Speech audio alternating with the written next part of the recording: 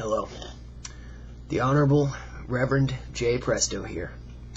And I've received a lot of emails from viewers lately. People have been asking me a lot of questions about the channel. Most of the questions concern how to kill a vampire. Look, let me say first and foremost that you have to get the Hollywood concept of vampires out of your head. I do not believe these creatures to be the undead. I believe these to be lost souls that evil has crept into the life of, demonically possessed bodies. I've seen fangs. I've seen red glowing eyes. I've dealt with demonic possession on many different levels. People keep asking me questions now like, do I have to put a stake through the vampire's heart to kill it? Or does garlic keep them away?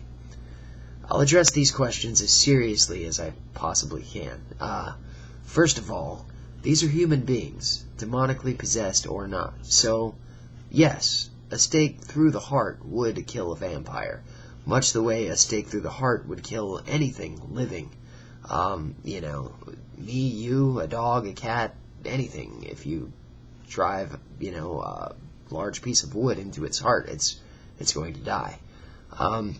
Garlic, to the best of my knowledge, has absolutely no effect. I do not recommend trying to use garlic in this situation. That is Hollywood, that is folklore. I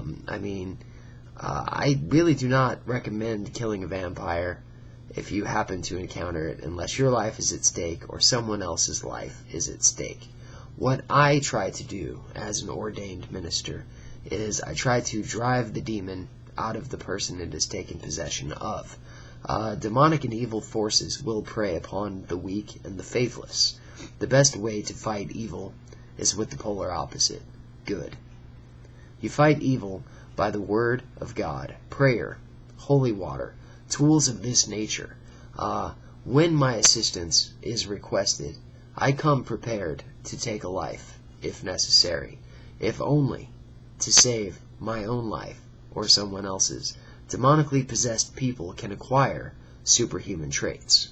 I have, in fact, encountered super strength, telekinesis. I've had picture frames fly off walls and hit me in the middle of performing, different rituals to drive evil forces out of a person. I've seen vampires travel superhuman speeds. They cannot turn into bats. They do not fly away. These creatures want one of two things. They either want your blood, or they want to drain you of your life force. They can actually steal your energy and feed upon it, leaving you feeling very weak and tired. And to someone like me, to a minister, that would be the goal of the demonic spirit or demon, to try to lower my defenses so that I would become mentally weak and could possibly become prey as well. So it's very important to be mentally and physically prepared when you come into this type of situation.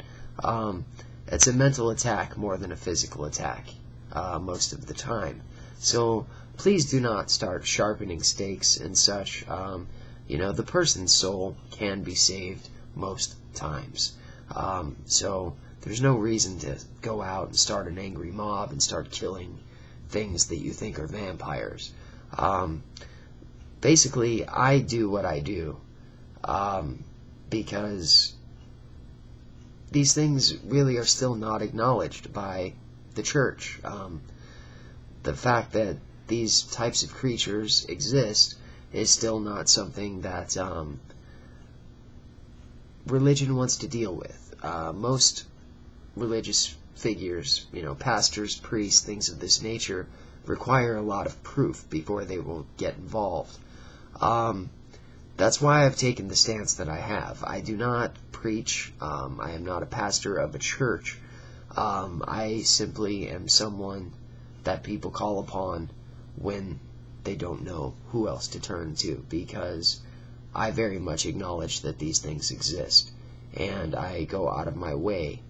I've traveled to other states to help families who have demonic spirits in their houses, or perhaps a possessed relative, or are seeing entities or spirits. The object and the goal of what I do is to safely discard the spirit or the demon and cast it back from the depths that it came from, getting it out of your life. So I'm going to post my email address under this video, and if you need to get in touch with me for any reason, if you require my assistance, you can email me at the address I will attach below. And if you have any questions, please feel free to contact me. Once again, I am Reverend Jay.presto, and please subscribe to the channel. I'm going to be giving further tips on how to deal with such paranormal activity. Thank you.